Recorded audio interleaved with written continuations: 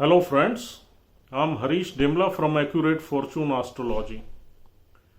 दोस्तों आज हम बात करेंगे राहु देव की 11th हाउस की प्लेसमेंट के बारे में। आइए देखते हैं कि मेष लगन में अगर राहु 11th हाउस में बैठ जाएं तो हमें किस तरह का फल देंगे। दोस्तों 11th हाउस शनि देव का घर है और यहां शनि देव की मूल त्रिकोण राशि है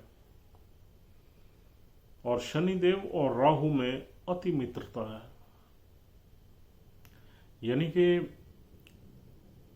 राहु देव शनि के घर में बहुत कंफर्टेबल है। और 11th हाउस से हम देखते हैं हमारा लाभ, यानी कि लाभ भाव है ये, हमारी एसोसिएशन, हमारा सर्कल, हमारे फ्रेंड्स और हमारी डिजायर्स, हमारी होप्स, हमारे ड्रीम्स पूरे होंगे या नहीं होंगे लाइफ में, ये 11th हाउस ही हमें बताता है। और ये हमारे एल्डर सिबलिंग्स का भी हाउस है। और 11th हाउस बड़ी ऑर्गेनाइजेशंस को रिप्रेजेंट करता है, आई मीन एमएनसी को रिप्रेजेंट करता है या बहुत ही लार्ज ग्रुप्स को रिप्रेजेंट करता है। तो 11th हाउस में राहु देव बहुत अच्छा फल देंगे, ऐसा माना जाता है। लेकिन राहुदेव में अफ्लिक्शन वगैरह नहीं होनी चाहिए।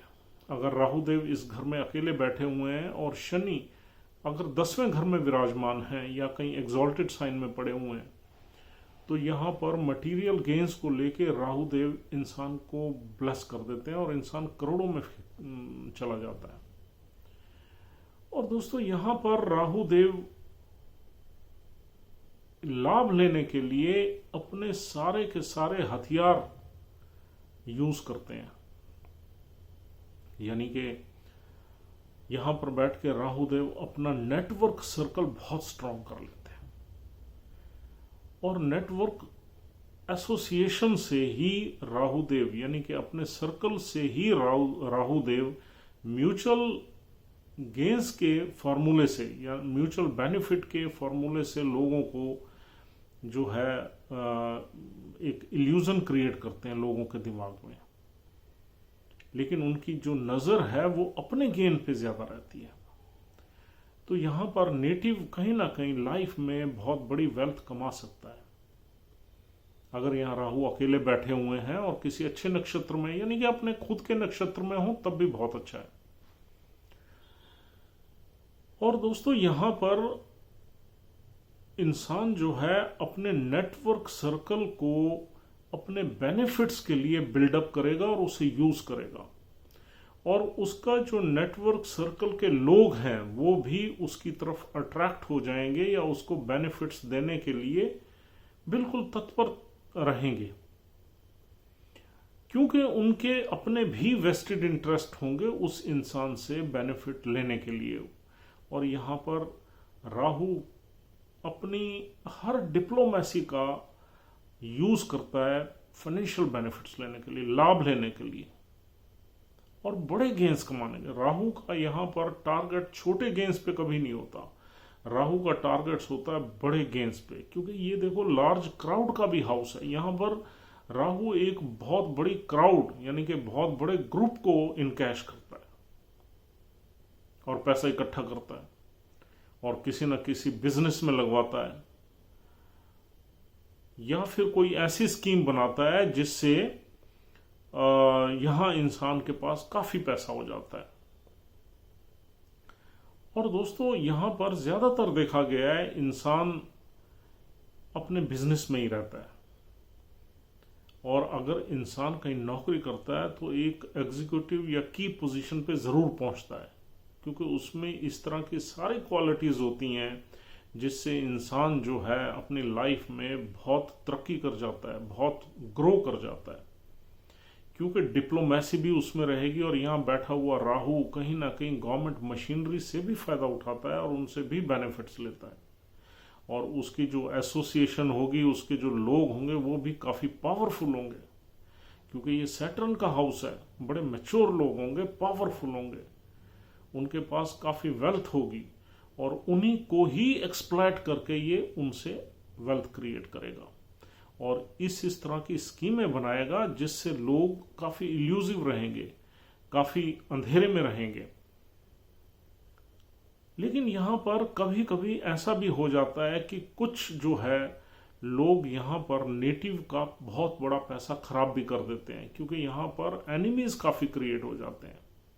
यहां बैठे हुआ राहु जो है इंसान के एनिमीज काफी क्रिएट कर देता है, जो कि उसको कहीं ना कहीं बैक स्टैबिंग कर देते हैं। तो यहाँ पर पैसा का नुकसान होने के भी योग बनते हैं। ऐसा नहीं है कि पूरी लाइफ वो कमाता ही रहेगा, यहाँ पर नुकसान के भी योग बनेंगे। तो राहु के टाइम में या राहु की महादशा में कमाया हुआ पैसा जब किसी दूसरे प्लैनेट की दशा चलेगी जो मैलेफिक होगा इस होरोस्कोप में जिसको आप एग्जामिन कर रहे हैं, उस दशा में राहु का पैसा बर्बाद होने के भी चांसेस बनते हैं। और ऐसा कहा जाता है कि ये जो पैसा कमाया जाता है ये उसी लाइफ टाइम में खराब भी होने के चांसेस बने रहते हैं हमेशा लाइफ में, और कोई ऐसा टाइम आता है जब वो पैसा खराब होने लगता है और खराब हो जाता है। तो दोस्तों, आपने ऐसे बहुत इंसान देखे होंगे जो बहुत ही पैसा कमा लेते हैं, बहुत ही पैसा इकट्ठा कर लेते हैं और फिर after a couple of years 10-15 साल बाद फिर उनका डाउनफॉल आ जाता है और बहुत बड़ा डाउनफॉल होता है, और उस पीरियड में उनके पास कुछ वो पैसा नहीं रहता जो एक पर्टिकुलर पीरियड में वो कमाते हैं। उनकी कुछ इस तरह की ही स्थिति होती है प्लैनेट्स की। दोस्तों, यहां पर आगे हम देखें तो इंसान की जो डिजायर्स होती हैं एक बार पूरी जरूर होती हैं। राहु उन डिजायर्स को पूरी जरूर कर देता है, लेकिन इंसान की सेटिस्फैक्शन लेवल नहीं रहता। वो हमेशा अपनी अचीवमेंट्स में इतना क्रेजी रहता है कि वो हमेशा और कमाने की कोशिश करता है और कमाने की कोशिश करता है। वो हमेशा पैसे के पीछे, वेल्थ के पीछे, मटेरियल गेन्स के पीछे भागता ही रहता है। और यहाँ पर इंसान का जो सर्कल है, जो नेटवर्क सर्कल है, वो बहुत बड़ा हो सकता है। उसकी रिलेशनशिप कुछ ग्रुप से हो सकती है, उसकी रिलेशनशिप बड़ी इंडस्ट्री से हो सकती है, बड़ी इंडस्ट्री के पावरफुल लोगों से हो सकती है, अथॉरिटेटिव लोगों से हो सकती है, मैच्योर लोगों से हो सकती है, वेल्दी लोगों से हो सकती है, और उन्हीं से ही वो पैसा पैदा कर सकता है। यहाँ की राहु की प्लेसमेंट इस तरह के फल देने में सक्षम है, और ये राहु की बेस्ट प्लेसमेंट है।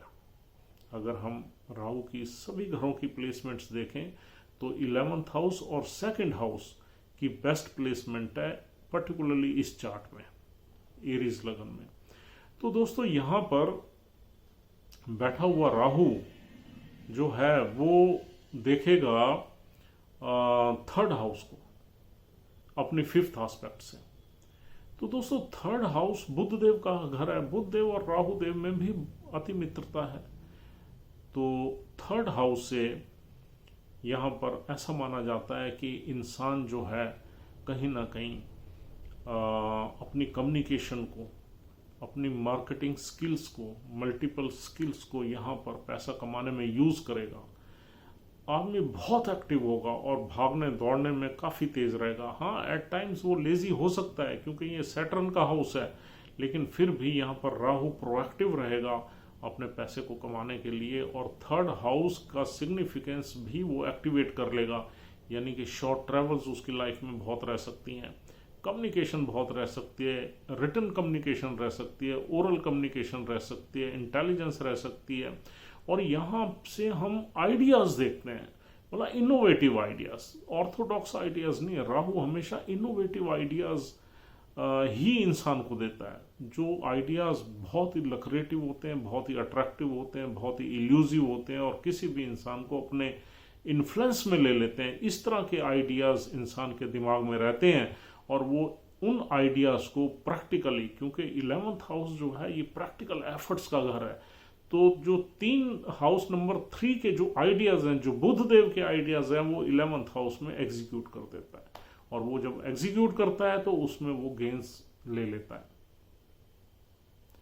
और दोस्तों, यहां बैठा हुआ राहु जो है अपनी 7वीं दृष्टि से 5th हाउस को देखेगा, लेकिन 5th हाउस केतु की कैप्चर में है। फिफ्थ हाउस अगर यहां पर राहु की चलती तो फिफ्थ हाउस से भी राहु गेंस ले लेता, स्पेकुलेटिव मार्केट से भी गेंस ले लेता, लेकिन नहीं, यहां केतु बैठा हुआ है, फिफ्थ हाउस से कभी गेंस नहीं ले सकता। अगर स्पेकुलेटिव मार्केट में यहां का राहु लेना चाहेगा गेंस तो नुकसान हो जाएगा, उसकी अपनी वेल्थ पूरी खराब हो सकती है स्टॉक मार्केट में, क्योंकि वहां केतु बैठा हुआ। केतु क्या है? एक सेपरेटिव एनर्जी है, डिटैचमेंट है, वेल्थ से कहीं ना कहीं इंसान को सेपरेट करता है। यहां पर हम आपको ये इसलिए बता रहे हैं कि यहां केतु का होल्ड है, राहु की सेवंथ एस्पेक्ट कहीं काम नहीं करेगी। राहु की सेवंथ एस्पेक्ट अगर यहां बैठे हुए इतनी स्ट्रांग पोजीशन में अगर राहु सेवंथ हाउस को देख के तो यहां से गेंस ही लेता, लेकिन नहीं, यहां पर नुकसान ही हो जाएंगे, क्योंकि यहां केतु है। तो यहां राहु का कोई इंटरफेरेंस नहीं है, और औलाद के संबंध में भी यहां बुरे ही रिजल्ट्स मिलते हैं because of Ketu, not because of Rahu, because of Ketu, क्योंकि केतु का पूरा होल्ड है इस घर पे। और वैसे भी ग्रहण योग है, अगर 5 नंबर में केतु सामने बैठा हुआ है, 5 नंबर सूर्य का साइन है, तो सूर्य के साइन में अगर केतु बैठा हुआ है तो इंसान को कई तरह की प्रॉब्लम्स देता है, और 5वें घर से बहुत अच्छी चीजें मिलती हैं, उन सब चीजों में प्रॉब्लम ही देता है केतु।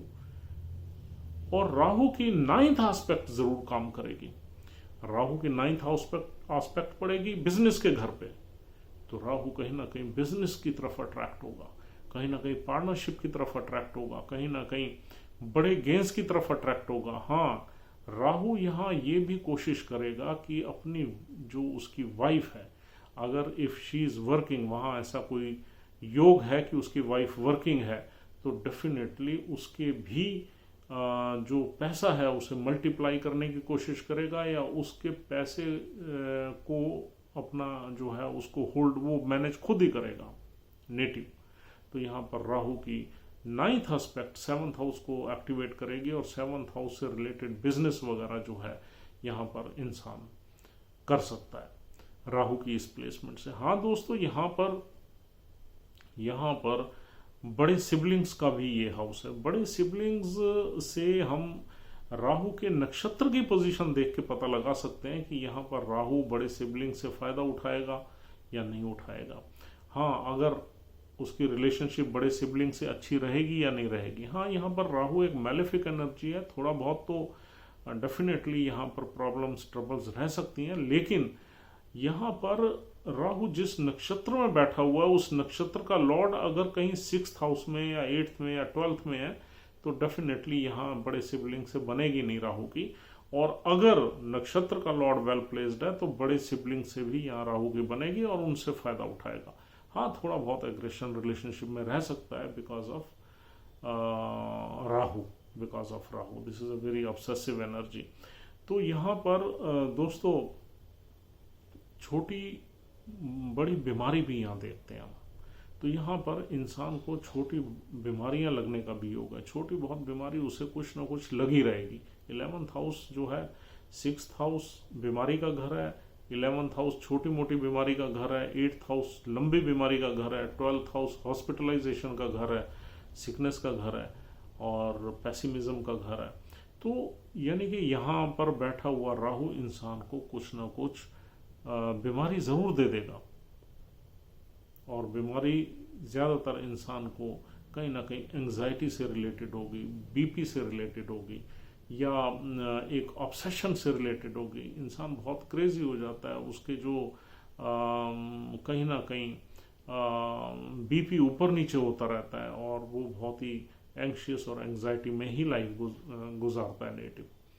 तो दोस्तों यहाँ बैठा हुआ राहु आपको मिलेगा सबसे पहले धनिष्ठा नक्षत्र में। धनिष्ठा नक्षत्र के 2 चरण यहाँ पड़ते हैं, तीसरा और चौथा। तो धनिष्ठा नक्षत्र मंगल का है और मंगल का ही हम चार्ट देख रहे हैं। मंगल की पोजीशन अगर इस चार्ट में अच्छी है, लेकिन मंगल की एफ्लिक्शन नहीं होनी चाहिए राहु, यानी कि मंगल की दृष्टि ना हो बहुत अच्छा है, कंजंक्शन ना हो तो बहुत ही अच्छा है।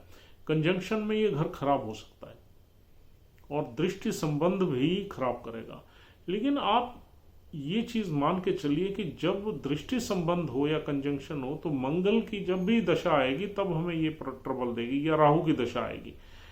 और बेनिफिट्स भी जो भी हमें मिलेंगे वो राहु की दशाओं में ही मिलेंगे, क्योंकि देखो हर प्लानेट का अपना एक रोल है हर होरोस्कोप में। जब उनकी दशाएं, अंतरदशाएं, परंतर दशाएं चलती हैं तभी ही उनके फल मिलते हैं। तो आप इस चीज को बिल्कुल ना भूलें। तो राहु की दशा में अगर राहु यहाँ अकेला बैठा है तो आपको ये बहुत ही पैसा दे सकता है, वेल्थ दे सकता है। और दोस्तों यहाँ पर मंगल का आस्पेक्ट नहीं होना चाहिए या मंगल का कंजंक्शन नहीं होना चाहिए, नहीं तो राहु एफ्लिक्ट हो जाएगा और बुरे फल देगा। और दूसरी चीज यह है, सैटर्न के घर में राहु बैठा है, सैटर्न की प्लेसमेंट कहीं अच्छी होनी चाहिए। सैटर्न एटलीस्ट नीच का ना हो, एटलीस्ट यानी कि लगन में ना हो सैटर्न, और कहीं भी वो फल मिलेंगे। धन भाव में है तब भी फल मिलेंगे, तीसरे में है तब भी फल मिलेंगे, छठे में है तब भी फल मिलेंगे, लेकिन चौथे में और पांचवें में थोड़ा वीक हो जाएगा सैटर्न। इवन सैटर्न अगर कारक भाव में है तो ऑब्स्टेकल्स रहेंगे जरूर, लेकिन फिर भी फल मिलेंगे। तो नाइन्थ में है तब भी हम मान सकते हैं कि फल यहां पर मिलेंगे, लेकिन 10वें में है तो मिलेंगे। लेकिन सैटर्न और राहु की कंजंक्शन भी अच्छी नहीं मानी जाती। अब ये देखिए, ये बड़ी कॉम्प्लिकेशन, कंट्राडिक्शन है। अब सैटर्न का ही घर है, सैटर्न यहां पर बैठा होगा राहु के साथ, तो यहां पर थोड़ा सा दिक्कत है। दिक्कत क्या रहेगी, सैटर्न बड़ा cold, dry and slow planet है, राहु बड़ा ऑब्सेस्ड है, फास्ट है, डायनामिक है। अब सैटर्न उसको पुल बैक करेगा, सैटर्न उसको एक्शन लेने नहीं देगा। सैटर्न का रुक जाए, आप तसल्ली से काम करो, बाद में देखेंगे, कल देखेंगे, अगले महीने देखेंगे, अगले साल देखेंगे, प्लान करेंगे इसको, ऐसे नहीं। अभी आप राहु काम करने की कोशिश करेगा तो ये एक टग ऑफ वार रहेगी दोनों में, और घर खराब हो जाएगा, इंसान बेनिफिट्स ले ही नहीं पाएगा। जब बेनिफिट्स लेने का टाइम होगा सैटर्न उसे होल्ड बैक करेगा। तो इस तरीके से ये एनर्जीज काम करती हैं। तो यहां पर सैटर्न का ना बैठना हमारी स्टडी के हिसाब से, देखो और कोई कहता है ठीक हो सकता है, देयर आर वेरियस, और एस्ट्रोलॉजी में तो विचार बहुत हैं, हर एस्ट्रोलॉजर के अलग विचार हैं। हमने जितने भी चार्ट्स देखे हैं उसमें राहु और सैटर्न की कंजंक्शन अच्छे रिजल्ट्स नहीं देती। तो सैटर्न 10वें घर में हो या किसी भी घर में हो, राहु यहां अकेला हो तो आपको पूरे फल देगा, as per hour personal opinion. और दोस्तों यहां पर सूर्य देव का भी अगर कंजंक्शन है तो ज्यादा अच्छे फल नहीं मिलेंगे। सूर्य देव अगर 10वें घर में बैठे हैं तो बहुत अच्छे हैं, 9th में 5th में है तो एक्सीलेंट है, 1st में है तो भी बहुत अच्छे हैं। तो यहां पर सूर्य की कंजंक्शन एस्पेक्ट नहीं होना चाहिए। अब वो 5th हाउस में अगर केतु है, केतु के साथ सूर्य बैठेंगे तो थोड़ा सा मतलब रिजल्ट्स लेट मिलेंगे, 35 के बाद मिलेंगे, लेकिन मिलेंगे। लेकिन आपस का संबंध जो है ना 7th हाउस पे राहु की ज्यादा चलेगी नहीं। और 7th हाउस 5th हाउस से, सॉरी 7th नहीं 5th की बात कर रहे थे हम, 5th हाउस में सूर्य बैठ के राहु को जरूर देखेंगे, 11th हाउस को। तो यहां भी हम ये कह सकते हैं कि अगर 5th हाउस में भी सन ना हो तो अच्छी बात है, एक ग्रहण योग से बच जाएगा चार्ट होरोस्कोप, क्योंकि सन और केतु का ग्रहण योग बनेगा, तो वहां से भी बच जाएंगे सूर्यदेव। सूर्यदेव किसी और अच्छी पोजीशन में, प्लेसमेंट में हो, 5th में ना हो तो अच्छा है, क्योंकि फिर कंजंक्शन सूर्यदेव का एस्पेक्ट पड़ेगा राहु पे, तो वो एफ्लिक्शन हो जाएगा। तो दोस्तों दूसरे हम नक्षत्र की, पहले नक्षत्र धनिष्ठा नक्षत्र है, उसमें मंगल की प्लेसमेंट आप देख लीजिए, अगर वो बहुत बढ़िया है तो यहाँ अच्छे फल मिलेंगे और कंजंक्शन एस्पेक्ट नहीं होना चाहिए। दूसरा यहाँ पर नक्षत्र मिलता है जो 6.4 से 20 डिग्री तक चलता है, वो है शतभिषा नक्षत्र। शतभिषा नक्षत्र राहुदेव का अपना ही नक्षत्र है। शतभिषा नक्षत्र में राहुदेव बहुत पावरफुल हो जाते हैं, और ये लाभ भाव में है तो लाभ भाव में पूरी अपनी मतलब स्ट्रेंथ से वो काम करेंगे और यहाँ पर आपको फायदा ही देंगे। हालांकि राहुदेव अपने नक्षत्र में भी ज्यादातर हाउसेज में अच्छा फल नहीं देते, because he becomes more powerful and painful in wrong houses. जब कोई भी प्लैनेट ज्यादा पावरफुल हो जाता है अपने नक्षत्र में, और वो अगर थोड़ा सा भी अफ्लिक्टेड या गलत बैठा हो तो आपको कष्ट बहुत ज्यादा दे देगा।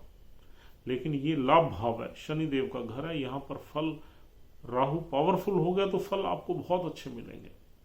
और तीसरा नक्षत्र है पूर्व भाद्रपद नक्षत्र, वो गुरुदेव का नक्षत्र है। लेकिन गुरुदेव का नक्षत्र ये ऐसा नक्षत्र है, यहाँ राहु देव अगर इस नक्षत्र में आ गए तो इंसान के दो चेहरे होंगे, मतलब उसके टू फेसेड आदमी होगा। एक उसका चेहरा होगा पब्लिक के लिए और एक होगा दूसरा रियल फेस। तो ये बहुत खतरनाक नक्षत्र है। यहाँ पर इंसान के दो चेहरे होते हैं इस नक्षत्र में। तो यहाँ पर राहु जो है इंसान को दो पर्सनालिटीज दे देगा, एक पब्लिक की और एक रियल पर्सनालिटी। तो यहाँ पर इंसान जो पेश होगा, जो पब्लिक के सामने आएगा, वो एक्चुअली वो इंसान नहीं होगा। तो यहाँ राहु जो है कहीं ना कहीं मैनिपुलेटेड वे में, डिप्लोमेटिक वे में, फ्रॉड से और चीट करके, किसी को धोखा देके भी यहाँ पर अपने आप को धनवान कर सकता है, पैसा कर सकता है, वेल्दी बना सकता है। पूर्व भाद्रपद नक्षत्र में अगर राहु यहाँ बैठा हुआ है, पूर्व भाद्रपद नक्षत्र के 3 चरण यहाँ मिलते हैं, 20 डिग्री से लेके 30 डिग्री तक, और फिर वो आगे एक चरण उसका पाइसिस में चला जाता है, नेक्स्ट साइन में। तो दोस्तों यहाँ बैठे हुए राहु कुछ आपको इस तरीके से रिजल्ट्स देंगे। And I hope this is sufficient for the day, and if this is the placement in your chart, then you can study what type of results Rahu is going to give and see when the dasha mahadasha of Rahu will come in your life. अगर आपकी life में middle age तक राहु की दशा आ जाती है तो आपको ये बहुत पैसा दे जाएगी। और अगर दशा ही लेट आती है या आपके बचपन में निकल गई है तो you can not do anything. तो राहु की महादशा यहाँ बहुत पावरफुल रहेगी। लेकिन फिर भी कोई भी दशा चल रही है उसमें राहु की जब जब अंतरदशा आएगी तो आपको काफ़ी वेल्थ दे जाएगी, यहाँ पर ऐसा माना जाता है। तो दोस्तों this is all for the day. My number is 9899105355। If you want to contact me for any astrological consultation you can dial this number, and I hope that I mean you are liking our videos. Please don't forget to subscribe our channel. आप हमारा channel subscribe करेंगे तो it will be a motivation for us to release more and more useful videos for you. So friends, thank you very much for watching this video. Have a good time. Bye bye.